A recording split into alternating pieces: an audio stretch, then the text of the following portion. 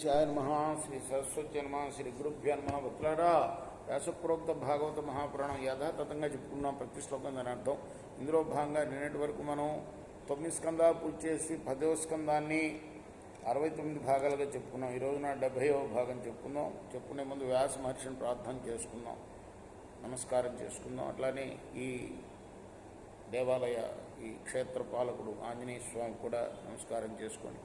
సమర్థగురు సాయినాథ్ మహారాజ్ की जय. राजोवाच कथ्यतां भगवन्नेतत् तयो शापस्य कारणं यत्तद्विगर्हितं कर्म देवर्षेर्येन वातमः.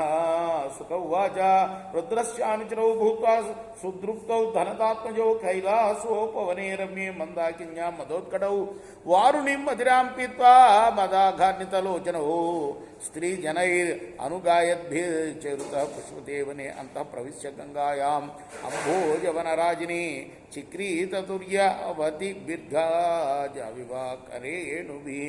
यदृच्छया च देवर्षि भगवान् तत्र कौरवा अपश्यन्नारदो देवो क्षीबाणौ समभुज्यत तं दृष्ट्वा व्रीडिता देव्यो विवस्त्राशापसंहिता वासांसि पर्यतो शीघ्रं विवस्त्रौ नैव गुह्यकौ तौ दृष्ट्वा मिद्रामत्तौ श्रीमतान्धौ सुरात्मजौ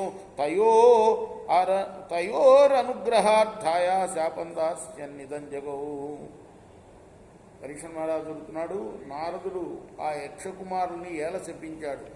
భాగవతోత్తముడైన దేవర్షి ఆయనకి కోపం రావడానికి వాళ్ళు ఏం చేశారు అంటే, 2 మధ్య వృక్షాలు ఉన్నాయి కదా, వాటిని చూశాడు. ఎవరు? కృష్ణుడు. రోటికి కట్టేసిన తర్వాత వాళ్ళని చూశాడు. అంటే వాళ్ళకు గుద్దుతాడనమాట.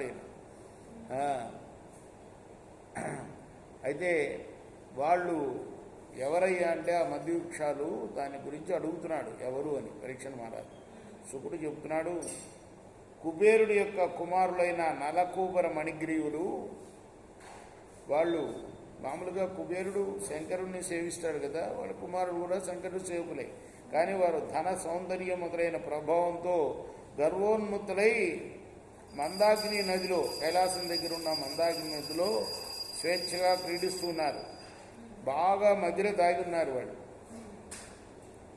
మరి యువతీమణులతో కూడి వాళ్ళు స్నానం చేస్తున్నారు గంగాజలంలో. మందాకిని అంటే గంగే కదా. మరి వాళ్ళు మదగజాల్లాగా తరుణీమణులతో చేరి క్రీడిస్తున్నారు. పరీక్ష మహారాజా, పూజ్యులైన దేవర్షి అయిన నారద ముని అటుగా వెళుతూ ఆ యక్షకుమారులను చూచారు. వారు సురాపానం చేత మత్తిల్లి ఉండటాన్ని ఆ మహర్షి గమనించాడు. అప్పుడు వివస్త్రలై ఉన్న ఆ యువతులు మహర్షిని చూచడంతో సిగ్గుపడుతూ తమను శపిస్తాడేమో శంకించి వెంటనే వస్త్రాలు ధరించారు. వాళ్ళు కుబేరుల పత్రులు మాత్రం వస్త్రాలు ధరించలా. ఆ కుబేర పుత్రులు ఎవరు? నలకూబర మణిగ్రీవులు. అప్పుడు నారద ముని వారిని చూచి శపించాడు.